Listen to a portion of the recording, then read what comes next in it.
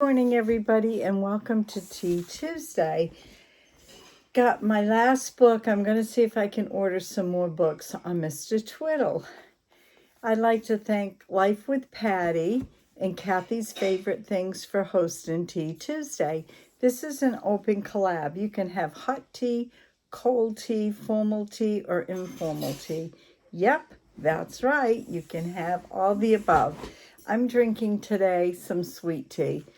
And just got back from McDonald's, had to go uptown, and they did my order wrong. They didn't put any sugar in, and then I put some artificial sugar. It didn't taste good. Then I put some sugar, and it settled at the bottom. I'll tell you, what a morning. Can't do that. I just lost the cushion on the back of my chair. Oh, well, it is what it is. I'll just deal with it.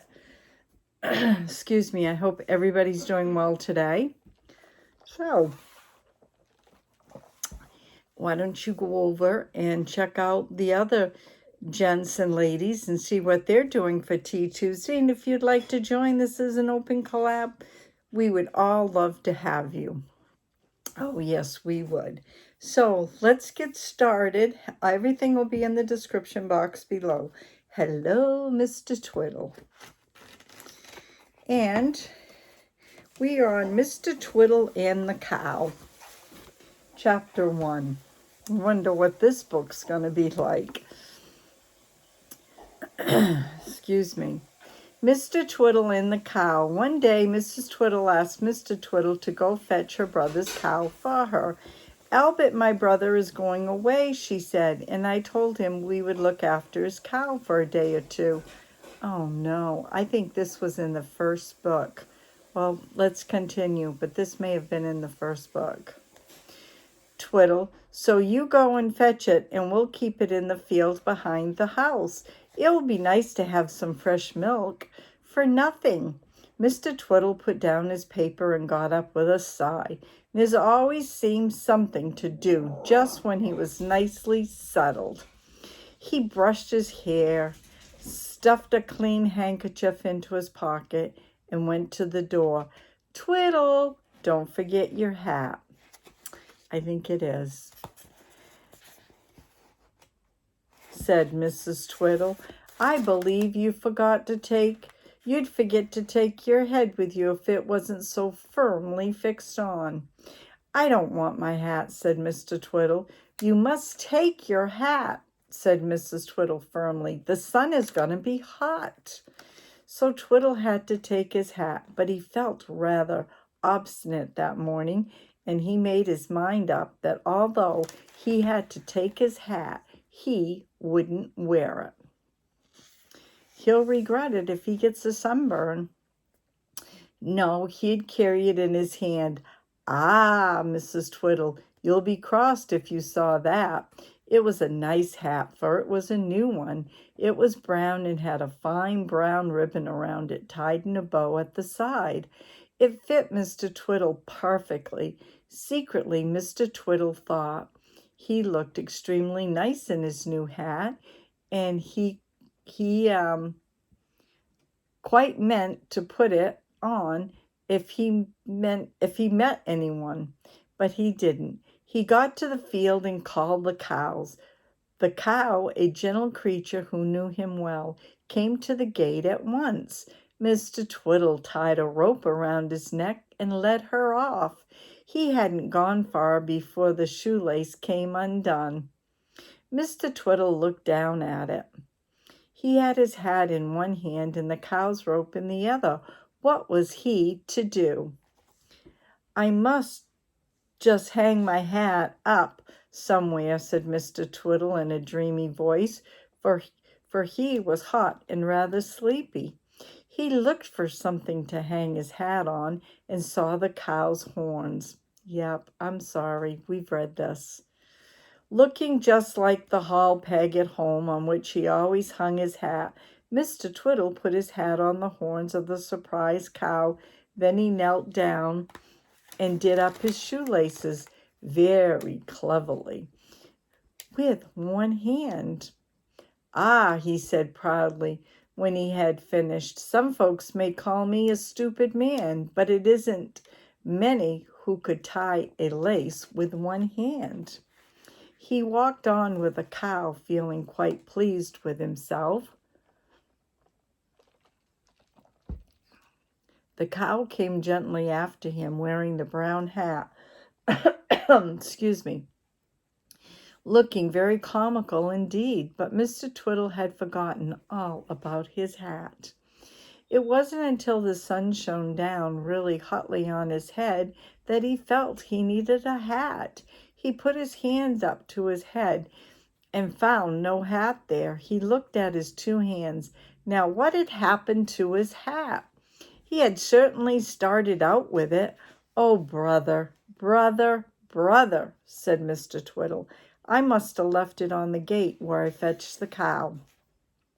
So back he went, the cow still following. Mr. Twiddle's hat perched up on the horn. Soon he met Mrs. Gable, and how she laughed to see the cow.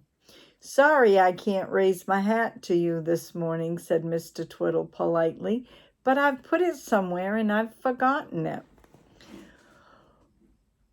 "Ho, ho, so you have," giggled Mrs. Gable. She laughed till the tears ran down her cheek.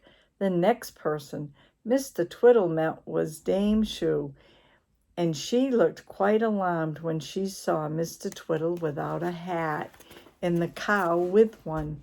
"Just going to look for my hat, Dame Shoo," said Twiddle politely. "You know I left it somewhere about, and I must find it." "Ask the cow, and maybe she'll tell you where it is," said Dame Shoo with a squeal of laughter. "Ask the cow, and maybe she will tell you where it is," said Dame Shoo with a squeal of laughter. Sorry, I repeated myself. Mr. Twiddle looked crossly at her. "Silly woman," he thought. "Ask the cow, indeed. As if she could tell me where my hat is." Then he met Mr. Wonks, the hot sausage man who sold ice cream in the summer. "Good morning, Mr. Twiddle," said Mr. Wonks, grinning at the cow. "Hot weather for the cow, isn't it? I see you don't want her to get a headache." Mr. Twiddle stared at him in amazement. What could Mr. Wonks mean? "You must be mad, Mr. Wonks," said Mr. Twiddle in a high, mighty voice. "Cows don't get headaches. No, nor sunstrokes either, by the looks of things," grinned Mr. Wonks. Mr. Twiddle said no more. He began to think that the sun had made everyone a little mad this morning. He got to the field gate, but alas, there was no hat to be seen. Mr. Twiddle was upset. Someone must have been along and taken it. "My nice new hat, too," he said mournfully. "What? Oh, what will Mrs. Twiddle say?" He went home so upset he didn't notice how everyone laughed at the cow with the hat on. He took the cow around to the back door to show Mrs. Twiddle, for she was fond of the gentle creature. As soon as Mrs. Twiddle opened the door, Mr. Twiddle began to explain about his hat. "I'm so very sorry," he said, "but somehow or other I seem to have lost my hat. Maybe it blew away. Maybe someone stole it. I don't know what happened. But anyways, I'm very sorry, my dear, and I'll go and buy a new one this very minute. I do wish I knew what happened to it. If you look behind you, you'll see that the cow had more sense than you," cried his wife. She knew how to bring a hat home anyways. Twiddle turned and looked at the cow. He saw his hat perched on the horns. The cow opened her mouth and spoke gently. "Moo," she said. "Moo." And she waggled her head gently against Mr. Twiddle to take off the hat, for it annoyed her. "Oh," the clever creature cried, "Mr. Twiddle is in the greatest delight. Mrs. Twiddle, do you see she's got my hat for me? She must have found it and put it on and brought it all the way home for me. Now, Isn't that really remarkably clever? I must go and tell everyone about this extraordinary cow. And with that, Mr. Twiddle beamed all over. His face gave his wife a good slap and kissed the cow on the nose. "Sorry, dear, sorry," he said, and saw Mrs. Twiddle looking at the back as thunder, as black as thunder. "I meant to kiss you and slap the cow. I did, really." And slapping his hat on his head upside down, he hurried off to tell everyone the story and how the cow had found his hat and wore it home. Dear Mr. Twiddle, he is a muddler, isn't he? See, that was in the first book. I read the chapters and I didn't notice. The next chapter is chapter 2, and it's Mr. Twiddle Gets a Shock. I'll have to read it. I'm going to get right on it and see if I can order another book for next week. But if not, I've got some great magazines, The Good Old Days. They have some good reads in them. So if I don't get a new book, and I'll look through here, that's what we'll read.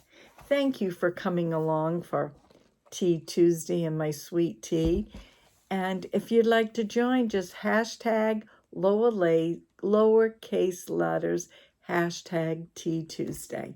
It will be in the description box below. Have a great day. God bless. We'll see everybody tomorrow. Bye now.